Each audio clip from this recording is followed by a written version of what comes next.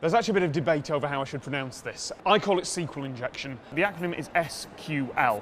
Whichever way you call it, it's a way to attack websites that really shouldn't work anymore, but still does. SQL or SQL is a language in which you talk to databases. And it's fairly like English, actually. You can actually say things like, select from this table. It's not a complicated language. There are no great amounts of curly brackets and semicolons and things like that. It can be, but equally you can pretty much type commands in near English into it, and you'll get results back from your database. And this has existed for years and years and years. And that was all fine until the web came along. And now people are looking at websites and they're thinking, these need to be hooked up to databases. Because way back when Tim Berners-Lee invented the World Wide Web, it was pretty much, I'm going to request a document and you're going to send that document back to me. And eventually people worked out that what you really wanted to do was send a document and have different things come back depending on what you sent. Maybe you could type in a search request and that would go to a database and pull back something. That's great, that's brilliant, that's a wonderful invention. And unfortunately, some programming languages dealt with this in a sensible way, and some did not. And one of the most notable ones that didn't is a language called PHP. I'm a PHP coder. It's a very easy language to write in. It's a friendly language. I still haven't met any other language that lets me develop code at the speed that I'm able to. It's very fault tolerant, within reason. It doesn't always give you the best results when it does, but you know, it's friendly, it's easy to pick up, and crucially, you can just write it into a text file, upload it to a web server in most of the world, and it'll just work. You can type in PHP code and have it just run. So the barrier to entry is really, really low, which in one way is brilliant. It makes web programming much more accessible. Facebook was originally written in PHP. Innumerable things have originally been written in PHP, and loads of things still are. WordPress still is. The trouble is that if you're not careful, there's a lot of ways to go wrong. This isn't just PHP, but I'll use it as an example. You talk to a database by issuing a command like this. Select star from users, where username equals Tom. Great. And the database will send back all the details it knows about the user called Tom. Brilliant. But the catch is those quotation marks. Because if I'm not careful about what I send, then we could cause some problems. Let's say, for example, that I have a web form that lets me log in, and I type in Tom, and it sends that and brings back Tom. Okay. Now let's say I type in Tom with a quote mark in it.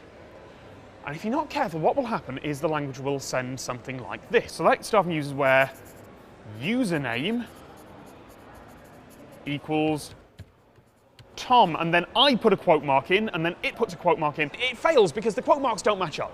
And the whole thing crashes, it just sends back an error. That's mildly annoying, and a big problem, of course, is putting in any text that has quote marks.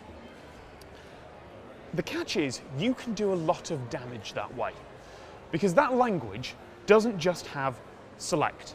It has insert to add new stuff. It has update to change stuff, and it has delete to remove stuff. So if I were to send, say, a username that was Tom, close quotes, semicolon, and then put another command in there, like delete everything, it's not a literal command, but something like that, it would work. So have a look at how that works. We've got the normal command, select star from users, where username is Tom. Long command there. But when you put in Tom, I'm going to send that, and then I'm going to send this. Drop all databases. Hit enter, it will get converted into a plain English command in SQL language. It will get sent, and the database will go, well, that's exactly what I should do. It's going to understand that there's a new command at the semicolon and that it should delete everything. The main way around it is escaping. When there is a dangerous character, like a quote mark, you put a slash before it. And by you, I mean you, the programmer writing this. You go through and you use a function that says, everywhere there is a quote mark, put this slash before it. And before you send it to the database, you do that.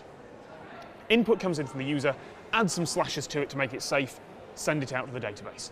And the database looks at those slashes and goes, right, every time there's one of those, this thing that's coming next, just treat it as a regular quote mark.